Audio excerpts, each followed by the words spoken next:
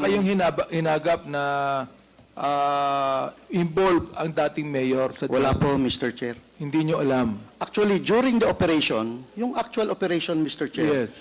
nagtayo po sila ng command post just 50 meters away from the clandestine laboratory. Sino po nagtayo? Sila, Mayor Duterte, si General Simeon Dizon, Regional Director po siya ng PNP ng Region 11, na andun po yung ibang mga konsehal ng Davao City at na andun po ang media while we were operating on the clandestine laboratory.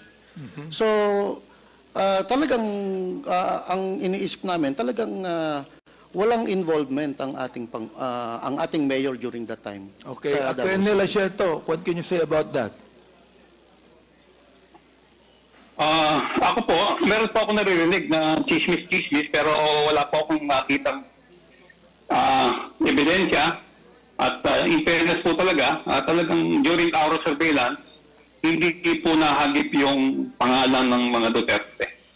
Hindi po namin hagip, in fairness. Wala pong actual na ebidensya na Ebidensya. pwede kong ituro ang ating presidente. Oh. So, I cannot speculate on the things na wala po akong personal knowledge. Of course, that's true. Yes. So naniniwala kayong walang kinalaman si Michael Yang sa drugs? During that time, Mr. Chair, walang Michael Yang eh. Ang alam ko lang na sinabi ni Colonel Asierto is Johnson Chua, which is both.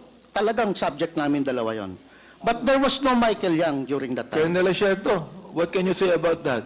Sa sinabi ngayon ni General Wilkins. Ano po? Anong masasabi? Totoo po yung kay Michael Yang na talagang hindi na namin nakita nung mag-start kami mag-surveillance noong October. Kasi nga po, ang sabi nung ni confidential informant Panther na August nung tinanggap ni Michael Yang yung dalawang 40-footer container van. Yung sinasabi niya naman po tungkol doon sa information na galing USDA, tama po yun, galing USDA. Sa akin po ibinigay. Ang information na ibinigay sa akin ng USDA is nagbigay siya ng isang number, nag-load number, na ang last 4 digit is 1988. Kaya medyo natatandaan ko po. So very Totoo po yun, General. 1988. Totoo. Yes, Mr. Chair. Okay. Binigyan nga ako ng log doon ni Colonel Asierto about that. Okay. Na yung information niya, na yung log na yon, tumumbok na sa Davao. So doon kami nagkatugma. So doon kami nag-collaborate, Mr. Chair. Anong ibig sabihin yung nasa Davao, General Villanueva? Yung user nung number na binigay niya is naandun sa Davao. Therefore, yung pong drugs nasa Davao. I don't know, Mr. Chair, but yung personality na gumagamit ng telepono na yon is na-trace sa Davao, Mr. Chair. Kaya pumaya ako makipag-collaborate kay Colonel Asierto because, Davao to. So, sa akin, lahat ng pertaining sa Region 11 is under my area. So, ito daw, Mr. Chair, yung sinabi namin, pwede itong first time na to mag-collaborate ang PDEA at police. And it happened, Mr. Chair. Hanggang ilang taong kayo ron? Until 2008, Mr. Chair. 2008. Yes, yes. So, where were you when the former president became president? Nasa regional office 10 po ako, Mr. Chair. You were As a still regional active at director. that time. Yes, yes. Mr. And you Chair. are the... Regional Director of Regional Office 10. Are you also involved? Sa PDEA pa rin, di ba? PDEA? Yes, yes, Mr. Chair. Okay. So, Colonel Asierto. Colonel Asierto. Colonel Asierto. Ano po yun? Opo. General Villanueva attested and agreed with you on on what you said. So, can you continue on? Ano sa masasabi niyo? Opo. Tungkol naman po dun sa mga binigyan ko ng report, siguro po natural na sumama ang loob ko kasi sila po yung aking mga immediate upper class sa PMA, si Aquino, class 85. Siya ang nag-receive sa amin. Nung plebo kami, sila yung class na nag-receive sa amin. Tapos ang mga squad leader namin, 86. Yung class nila General Bato at Colonel Acerto, merong nabanggit si General Villanueva na dalawang Chinese na hinabol nila sa Davao. Ay, hindi niya maalala yung mga pangalan. Kayo po ba naalala niyo yung pangalan, Colonel Acerto? Yung dalawang Chinese na yan?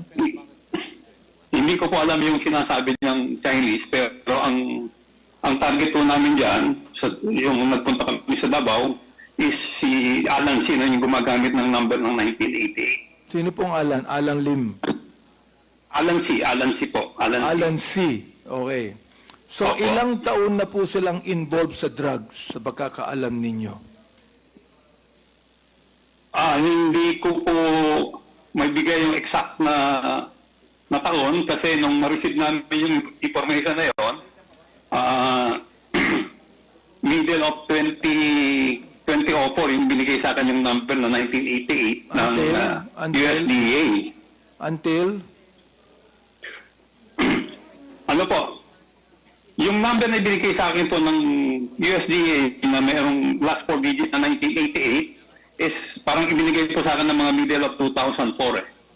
So, pina-verify niya sa akin yun, pina-investigahan. Then, after a couple of months, yung isang asset ko po na dito sa Pilipinas, binigay din po yung same number na involved din daw sa production ng shabu. At ang base So, po nila sa nagpunta po Davao. yung- Ang kanilang base sa Davao.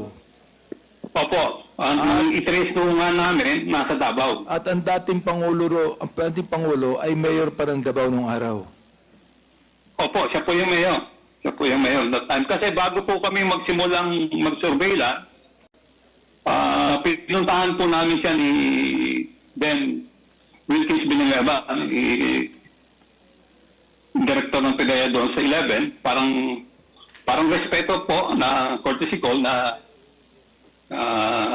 nandun po ako sa Davao na tiga Manila, Manila Base Unit na mag-ooperate sa Davao. Kasi po nga, mayor, at alam pong very supportive siya sa mga anti-illegal drugs operation. So, during So, that time, minabuti po namin. wala kayong hinagap, Colonel Acerto at General Villanueva, wala kayong hinagap na involved ang dating mayor po ng Davao sa drugs.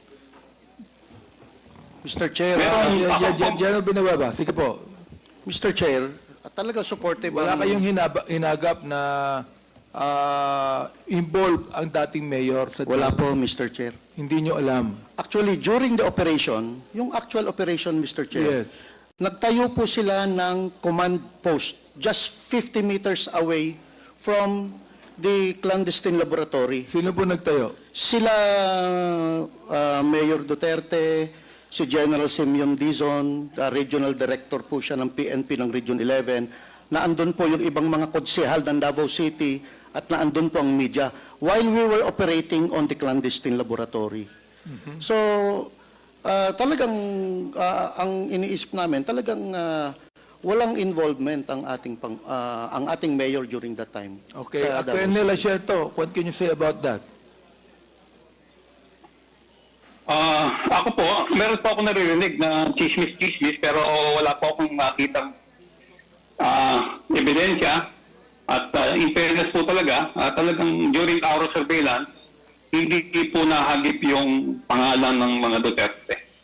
Hindi po namin hagip, in fairness. Naglalaro lang po ang isip ko dito, no, sapagkat may mga napatay na mga mayor na involved sa drugs, may mga napatay na mga high profile na involved sa drugs. Ano po ba ito? Ito po ba ay to annihilate the competition para isa na lang ang manguna dyan? O ano po bang palagay nyo, Colonel Acerto? Sa aking pong assessment, with yung kanyang pagproteksyon kay Michael Yang, saka kay Alan Lim, ang aking po is parang cover up po yung pagpatay niya sa mga maliliit na sa mga maliliit na personality na involved sa droga. Parang cover up, Kumbaga, yung assessment nyo. Parang cover up po eh. Oo, cover up. Dahil Bakit po nyo nasabing parang cover up? kasi po ang namamatay is yung mga nasa baba, yung mga user. Yung, kumbaga is mga end user. Tapos yung medyo yung distribution, yung mababang distribution.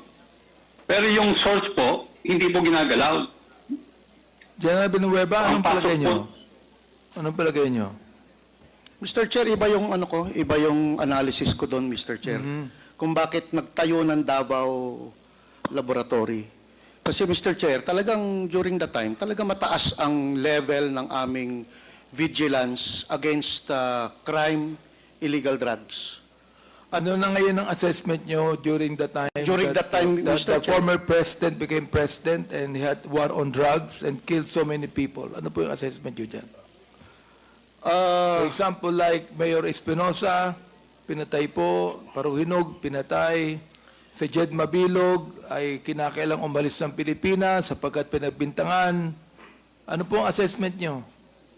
Mr. Chair, hindi ko I cannot give any assessment on it because doon lang po ako sa anti-illegal drug campaign. Well, that's anti-illegal drugs. Yes, Mr. Chair, Pero pero the yung anti-illegal drugs campaign. pero wala pong actual na ebidensya Knowledge, na pwede kong ituro ang ating presidente. Oh. So, I cannot speculate on the things na wala po akong personal knowledge. No, of course, that's true. Yes.